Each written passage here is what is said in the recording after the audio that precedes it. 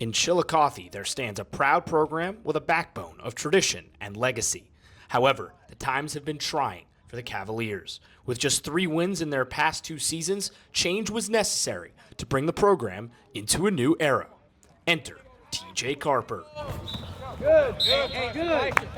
The former Vinton County and Zanesville head coach has a new mission to turn around the Cavaliers. I'm just looking for them to get better, man. You know, I'm looking for growth. I'm looking for point A to point B. How much have we gained? You know, and now the standard, I'm setting the standard high because I feel like we can compete. You know, but you know, winning is everything, but it's also not everything.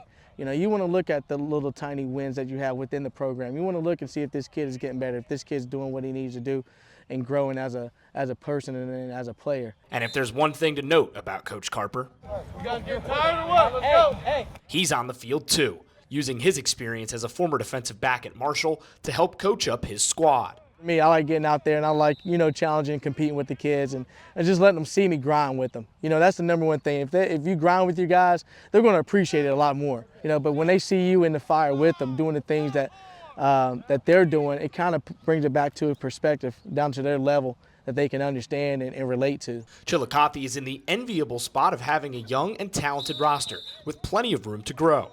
One of those young stars is Cartae Ligon, who rushed for over 1,000 yards last season as a freshman and will be a receiver and key contributor this season. They've also got leaders like Jett McAllister on the inside, who is eager to mentor the next generation of Cavaliers. I got a lot of people in front of me that really taught me how to kind of like lead a team in the right direction and kind of like set the standard for some things.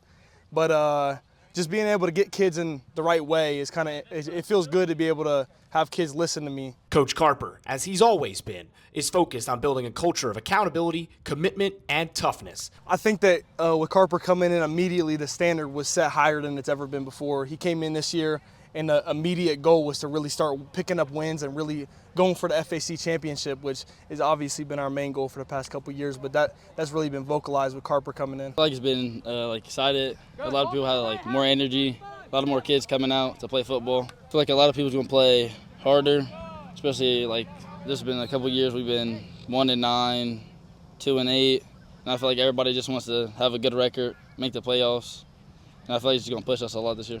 You know, they want to be better. They want to grow. They want to grind. They want to do things the right way. We always talk about, are you going to play with each other or are you going to play for each other? And those are guys that are going to do things those ways. They want the best for the team. For Football Friday Kickoff, It's going to work on 3. 1, 2, 3, work! I'm Ethan Sargent.